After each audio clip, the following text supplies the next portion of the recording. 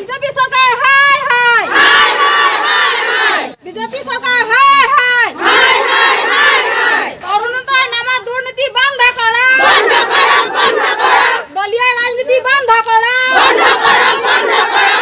নেতা পালিনেতা দলাল নচলিবা নচলিবা নচলিবা বিজেপি চৰকাৰ হাই হাই হাই হাই হাই হাই মুনিৰাম দাস হাই হাই হাই হাই ওয়ার্ড মেম্বার আমার 8 নম্বর ওয়ার্ডের হাই হাই হাই হাই হাই হাই দিলীপ দাস দিলীপ গোলা হাই হাই হাই হাই হাই হাই দিলীপ গোলা হাই হাই হাই হাই 10 নং ওয়ার্ডত আমি একোৱে নাপাওঁ অকল ধৰি ধৰি ভয় পাইছে সেইকাৰণে আমাক উচিত বিচাৰ লাগে আমি আবেদন কৰিছিল নাই আমি আবেদন কৰিছো আমি বহুত মানুহে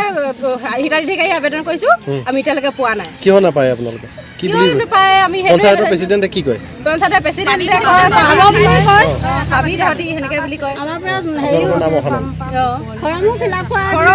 আমি জমা দিলো এতিয়া তেওঁলোকে কৈছে দলীয় মানুহে বাচিছে কৈছে কোন দলীয় মানুহ তেওঁলোক সেই দুজনক লাগে আমাক ধৰি ধৰি মানুহক দিছে আমাৰ ঘৰ দুৱাৰ চাবগে আমাৰ অৱস্থা কেনেকুৱা ই কৰিছে সিলেক্ট কৰিছে প্ৰেচিডেণ্টে সেই প্ৰেচিডেণ্টে কৰিছে কিন্তু আমাৰ এইটো